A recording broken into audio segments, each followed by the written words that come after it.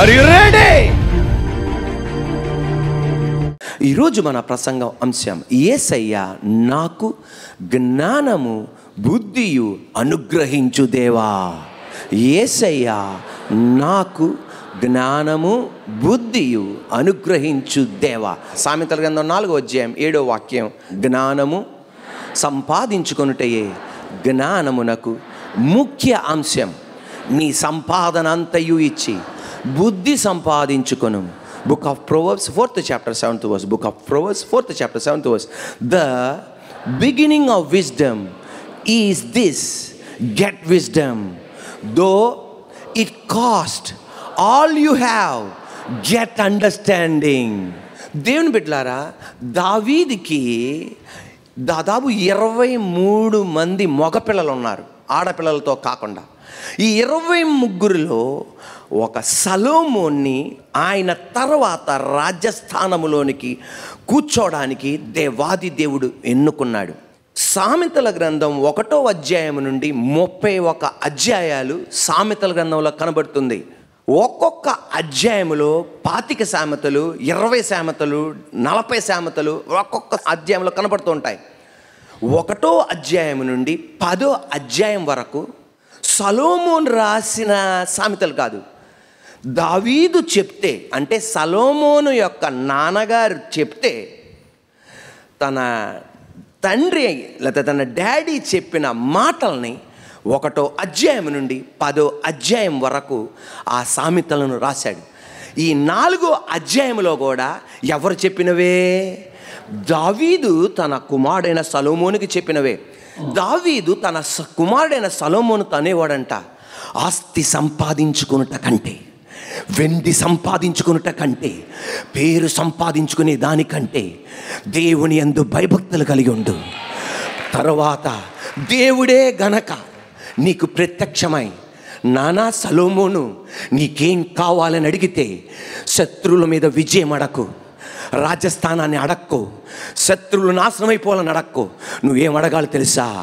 జ్ఞానం నాకు దయచేయ్యా, ఏ understanding heart, బుద్ధి గల వివేచించే హృదయం నాకు దయచేయి ప్రభువా అని దేవుణ్ణి అడుగు. ఆయన హృదయములో అది అలా నాటుకుపోయింది.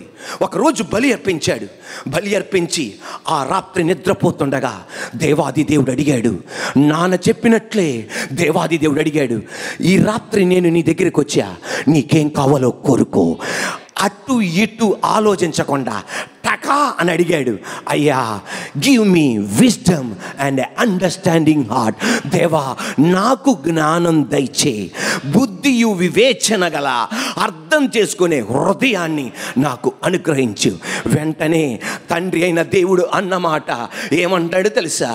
నీలాంటి వాడు నీ ముందలా ఉండడు, నీ తర్వాత ఉండడు.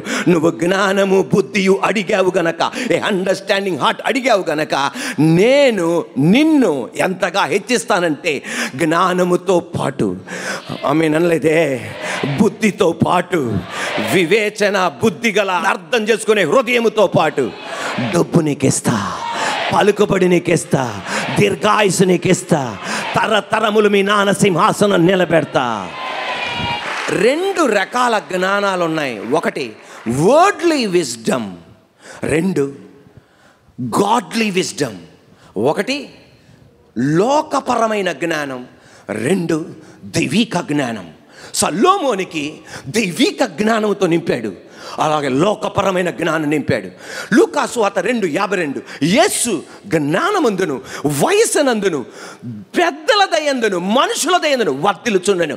యేసయ్య దేవుడు, కానీ లోకానికి వచ్చినప్పుడు జ్ఞానం కావాల్సి వచ్చింది, బుద్ధి కావాల్సి వచ్చింది, తెలివితేటలు కావాల్సి వచ్చింది. అలాగైతే నీకు నాకు జ్ఞానం కావాలి, తెలివితేటలు కావాలి, బుద్ధి కావాలి.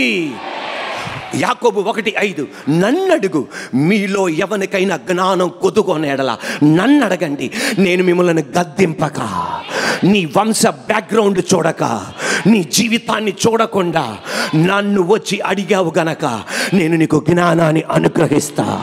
సొలొమోను దేవుడే మన దేవుడు. ఆమేన్, హల్లెలూయా. ఈ సొలొమోనుతో అన్నాడు, నీలాంటి వాడు నీ ముందలా ఉన్నాడు, నీ తర్వాత ఉన్నాడు. యెహోషువ ఒక ప్రార్థన చేశాడు. యుద్ధములో ఓడిపోతుంటే సూర్యుడా చంద్రుడా అయ్యాలోను గిబ్యాన్లోను ఆగు అన్నాడు. అంతే, ఒక మనిషి కోసం సూర్య చంద్రులను నిలిపేశాడు.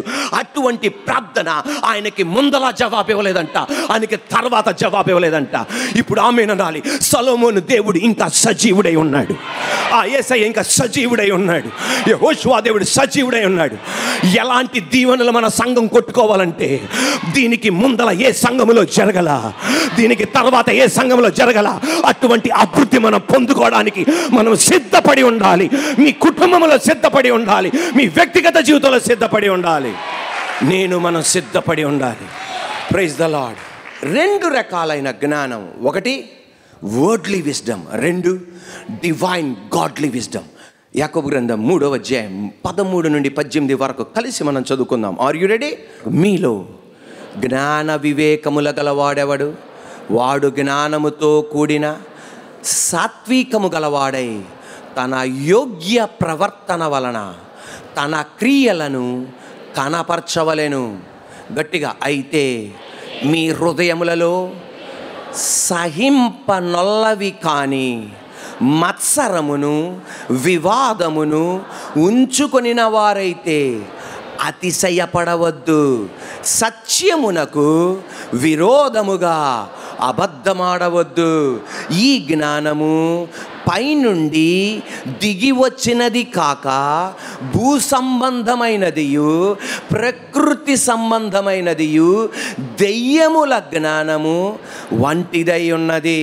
That is called worldly wisdom. లోకపరమైన జ్ఞానం. 16 ఏలయనగా మత్సరమును వివాదమును ఎక్కడ ఉండునో అక్కడ అల్లరియు ప్రతి నీచ కార్యమును ఉండును.